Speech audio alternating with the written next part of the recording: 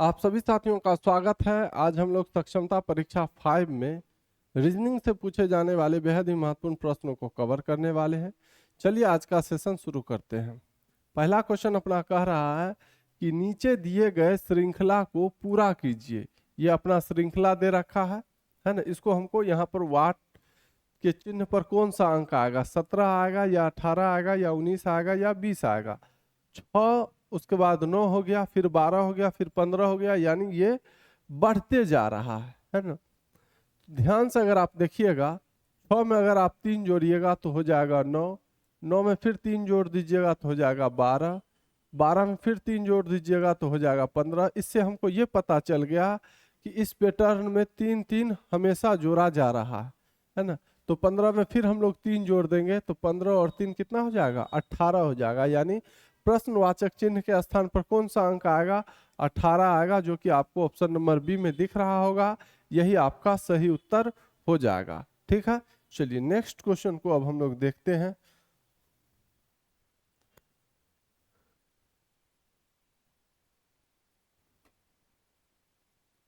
दूसरा सवाल, अगली संख्या ज्ञात कीजिए। 3, 9, 27, 81। तो यहाँ पर प्रश्नवाचक चिन्ह के स्थान पर कौन सा संख्या आएगा। 162 आएगा, 243 आएगा, 324 आएगा या 256 आएगा। तो हम लोग देखते हैं कि यह किस पैटर्न पर काम कर रहा है। 3 को 3 से गुना किए तो हुआ 9, फिर 9 को 3 से गुना कर दिए तो हो गया 9 तिया 27, 27 को 3 से गुना कीजिएगा तो 7 तिया 21 के एक हाथ में बचा 2, 3 दूना 6, 2 8, 81। मतलब क्या हो रहा है, जैसे 3 है, इसको 3 से गुना किए तो हो गया 9, 9 को फिर 3 से गुना किए तो हो गया 27, 27 को फिर 3 से गुना किए हो गया 81। तो 81 को हम फिर क्या कौन चीज गुना करेंगे, 3 से।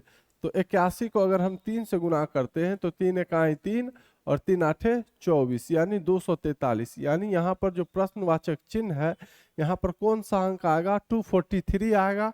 243 जो है आपको ये ऑप्शन नंबर बी में दिख रहा है। यही आपका सही उत्तर हो जाएगा। ठीक है, चलिए अगले सवाल को देखा जाए। क्वेश्चन नंबर 3 ये रहा आपके सामने। तीसरा सवाल, निम्नलिखित श्रृंखला में प्रश्नवाचक चिन्ह के स्थान पर कौन सी संख्या आएगी। 1 है, फिर 4 है, फिर 8 है, फिर 13 है, फिर 19 है, यानी बढ़ता चला जा रहा है ना। हम लोग देखते हैं कि आखिर ये किस पैटर्न पर काम कर रहा है। 1 में अगर आप 3 जोड़िएगा तो हो जाएगा 4, 4 में फिर 4 जोड़िएगा तो हो जाएगा 8, 8 में फिर 5 जोड़िएगा तो हो जाएगा 13। तो यहाँ पर आपको पकड़ में आ गया होगा कि पहले 3 जुड़ा, फिर उसके बाद 4 जुड़ा, फिर उसके बाद 5 जुड़ा, फिर उसके बाद क्या जुड़ेगा, 6 जुड़ेगा। तो 13 में 6 जोड़िएगा तो 13 और 6 हो जाता है 19। अब 6 के बाद आप कितना जोड़ेंगे, 7 जोड़ेंगे। तो 19 और 7 अगर आप जोड़ते हैं तो 9 7 16 और 1 1 2, 16 6 बचा हाथ में 1, 1 और 1 2। यानी यहाँ पर जो प्रश्नवाचक चिन्ह के स्थान पर आएगा क्या आएगा, 26 आएगा। यानी आपके ऑप्शन नंबर सी में ये दिख रहा है। यही आपका सही जवाब हो जाएगा। पहले 3 जुड़ा, फिर 4 जुड़ा, फिर 5 जुड़ा, फिर 6 जुड़ा, तो अब 7 जुड़ेगा, है ना। तो 19 में 7 जोड़ देंगे तो हो जाएगा 26, ऑप्शन नंबर सी।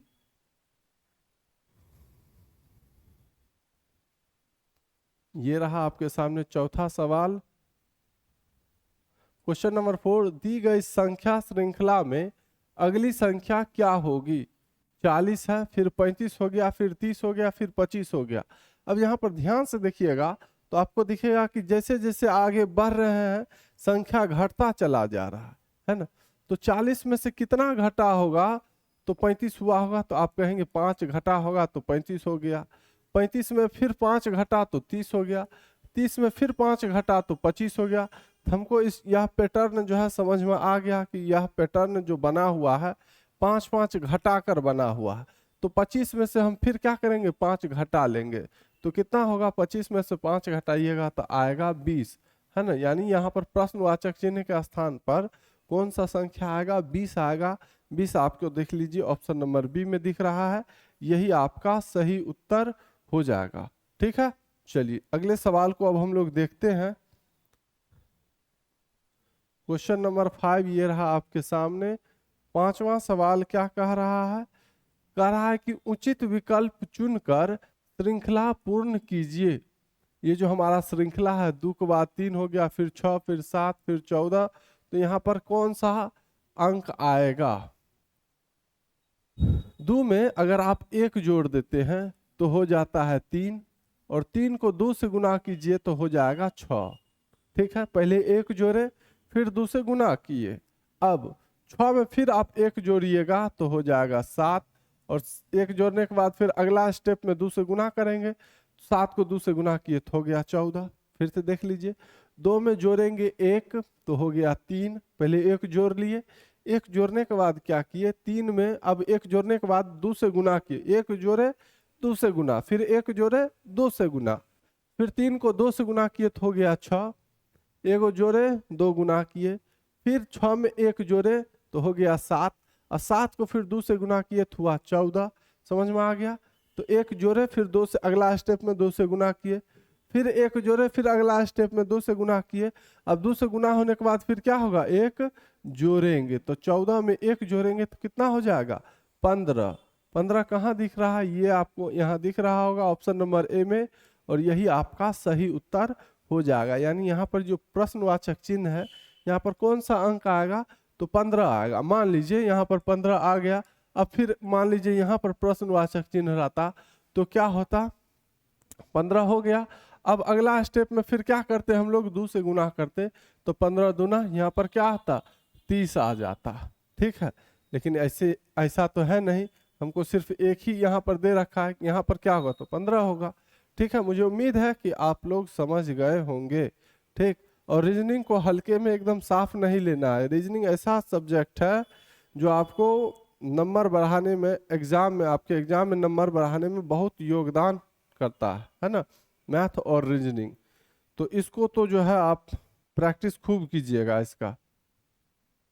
चलिए क्वेश्चन नंबर 6 को देखा जाए। ये रहा आपके सामने क्वेश्चन नंबर 6। छठा सवाल क्या कह रहा है कि दिए गए अक्षर क्रम को पूरा कीजिए। सी है, फिर एफ है, फिर आई है, फिर एल है, तो यहाँ प्रश्नवाचक चिन्ह के स्थान पर क्या होगा? तो सी के बाद, सी में कितना स्टेप आगे बढ़िएगा तो एफ के पास पहुंच जाइएगा। सी के बाद डी ई एफ, यानी 3 स्टेप आगे बढ़िएगा तो एफ के पास पहुंच जाइएगा। एफ से आई के पास पहुंचने के लिए फिर कितना स्टेप चाहिए, तो एफ के बाद जी एच आई, फिर 3 स्टेप आगे बढ़िएगा तो आई के पास पहुंच जाइएगा, है ना। यहाँ से यहाँ तक आने में 3 स्टेप, फिर एफ से आई तक आने में 3 स्टेप, फिर आई से एल के पास पहुंचिए तो यहाँ भी 3 स्टेप। आई के बाद जे के एल, 3 स्टेप आगे बढ़िएगा तो एल के पास पहुंच जाइए। हमको पता चल गया कि यह इसमें जो है यह पैटर्न 3-3 स्टेप आगे बढ़ने पर बन रहा है। तो एल में फिर हम लोग 3 स्टेप जोड़ देंगे, तो एल के बाद क्या होता है, एम एन ओ, है ना। तो ओ कहाँ दिख रहा है, ये ऊपर में ही दिख रहा है ऑप्शन नंबर ए में, यही आपका सही जवाब हो जाएगा, है ना। ऑप्शन नंबर ए, ओ, यहाँ पर होगा क्या, ओ होगा। ठीक है, चलिए नेक्स्ट क्वेश्चन को देखा जाए। क्वेश्चन नंबर 7 ये रहा आपके सामने। 7वां सवाल, निम्नलिखित अक्षर श्रृंखला में अगला अक्षर ज्ञात कीजिए। जेड भी आर एन, तो यहाँ पर प्रश्नवाचक चिन्ह के स्थान पर क्या होगा? अब देखिए ये उल्टा जा रहा है ना। जेड के बाद भी नहीं ना आता है, भी के बाद आर नहीं ना आता है, आर के बाद एन नहीं ना आता है, तो उल्टा जा रहा है। तो सबसे बेस्ट है आप इधर से आइए, ऐसे, है ना। N O P Q R, यानी 4 स्टेप, अगर इधर से इधर आते हैं, 4 स्टेप आगे बढ़ते हैं तो आर के पास पहुंच जाते हैं। आर के बाद एस टी यू भी, आर से भी के पास आने के लिए हमको 4 कदम और बढ़ना पड़ेगा। भी में फिर 4 जोड़ेंगे तो क्या जेड के पास पहुंचते हैं, तो भी के बाद डब्ल्यू एक्स वाई जेड, बिल्कुल। तो हमको एन के पास आने के लिए 4 स्टेप यहाँ पर जो रखेंगे अक्षर, उसमें 4 स्टेप जोड़ेंगे तब जाकर एन के पास पहुंच जाएंगे। अगर यहाँ पर मान लीजिए जे रखते हैं, अगर यहाँ पर जे रखते हैं तो जे के बाद के एल एम एन, एकदम सही, यानी यहाँ पर जो होगा वो जे ही होगा, है ना, के होगा नहीं, क्योंकि के में 4 जोड़ेंगे तो के के बाद एल एम एन ओ हो जाता है, और यहाँ पर है एन, है ना, सब में 4 4 जुड़ रहा है, तो यहाँ पर जो अक्षर होगा उसमें भी 4 जोड़ेंगे, और 4 जोड़ने के बाद एन पुर जाना चाहिए, तो वो अक्षर होगा कौन, वो अक्षर जे ही होगा, है ना, जे के अलावा और कोई अक्षर ऐसा नहीं होगा जिसमें 4 जोड़ने पर एन के पास पहुंच सके हम। ठीक है, चलिए नेक्स्ट क्वेश्चन को देखते हैं। क्वेश्चन नंबर 8 ये रहा आपके सामने। 8वां सवाल, रिक्त स्थान पर उपयुक्त संख्या का चयन कीजिए। 1 2 5 10 17, यहाँ पर प्रश्नवाचक चिन्ह के स्थान पर क्या आएगा?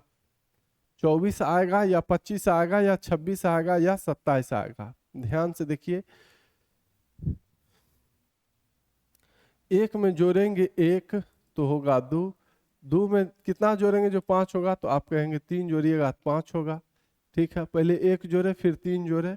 अब 5 में कितना जोड़ेंगे जो 10 होगा, तो आप कहेंगे कि 5 में 5 जोड़िएगा तो 10 होगा। 10 में कितना जोड़ेंगे 17 होगा, तो 10 में आप कहिएगा 7 जोड़ेंगे 17 होगा। अब देख लीजिए, ये जो जुड़ रहा है ये विषम संख्या जुड़ा है, पहले 1 जुड़ा, फिर 3 जुड़ा, फिर अगला विषम संख्या 5 जुड़ा, उसके बाद का अगला विषम संख्या 7 जुड़ा, 7 के बाद अगला विषम संख्या कौन है, वो है 9, है ना, यानी 17 में 9 जोड़ेंगे, 17 में 9 जोड़ेंगे तो 9 7 16, हाथ में बचा 1, 1 और 1 2, यानी यहाँ पर जो संख्या हुआ वो कितना होगा, 26 26 होगा। 26 कहाँ है आपको, ऑप्शन नंबर सी में दिख रहा है, यही आपका सही उत्तर हो जाएगा। ठीक है, चलिए नेक्स्ट क्वेश्चन को देखते हैं हम लोग। क्वेश्चन नंबर 9, 9वां प्रश्न, दी गई मिश्रित श्रृंखला को पूरा कीजिए। A1 B3 C5 D7 है, तो यहाँ प्रश्नवाचक चिन्ह के स्थान पर क्या आएगा, E8 आएगा या E9 आएगा या E10 आएगा या E11 आएगा? सबसे पहले देखिए, अगर अंग्रेजी अक्षर को देखते हैं तो A के बाद B, B के बाद C, C के बाद D आया है, तो यहाँ पर क्या होगा, E होगा, तो E सब में है, शुरू में E सब में है। ठीक है, उसके बाद अब अंक को देखते हैं हम लोग। 1 है, 1 के बाद अगला विषम संख्या 3, 3 के बाद अगला विषम संख्या 5, 5 के बाद अगला विषम संख्या क्या होता है, 7 होता है। विषम संख्या पढ़ाए हुए हैं, विषम संख्या उस संख्या कहते हैं जो 2 से पूरा पूरा नहीं कटता है।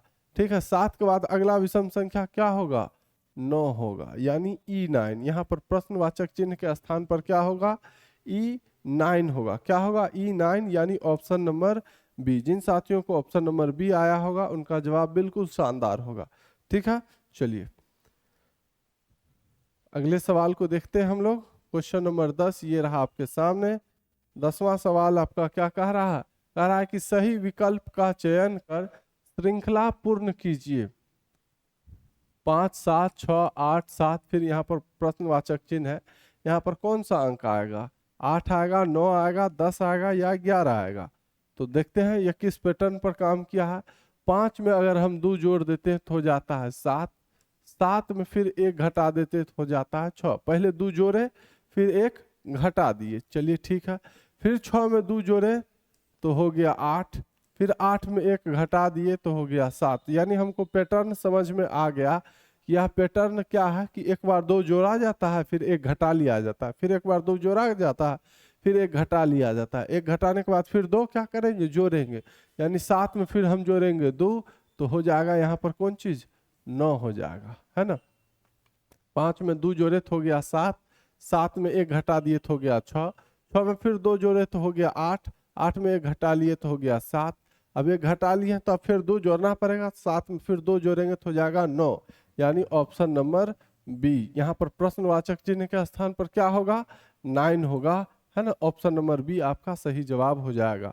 अगर यह वीडियो आपको अच्छा लगा हो तो वीडियो को लाइक जरूर कर दीजिएगा, और इसी तरह का वीडियो देखने के लिए आप चैनल को सब्सक्राइब कर लीजिए। किसी तरह का डाउट हो तो कमेंट सेक्शन में जरूर लिखिएगा। ठीक है, फिर हम लोग मिलते हैं अगली वीडियो में। धन्यवाद।